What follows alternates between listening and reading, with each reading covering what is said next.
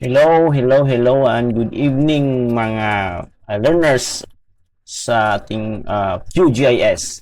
Okay, I will just i-share ko lang po itong tutorial on how to load po itong base map natin at saka itong HTML file using QGIS.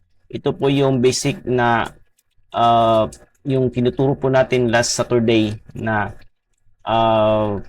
online session. So first, i-open po natin ang ating QGIS na application. Okay. Next, after that, maglo-load po tayo sa ating base map. So, maraming mga ways no to loading the base map, but ang pinaka-basic is itong hanapin natin dito sa my browser.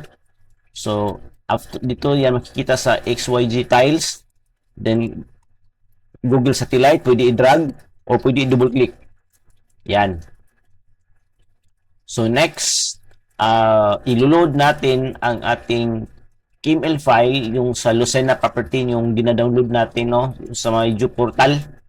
So, dito, sa may layer, add layer. So, considering na KML file yon, so dito tayo sa add vector layer. Then dito yan, hanapin natin sa downloads, sulat Flutter Lucena, open, add, so add layers, yan. Okay, close. So again, make sure na ang ating base map is nasa pinakadulo para mas klaro. Layering, no? So para makita natin, right click and zoom to group. Yan. Okay, so na-load na siya. Yun lang. Okay, so just follow the instruction in this video tutorial. Okay, so once again, good evening.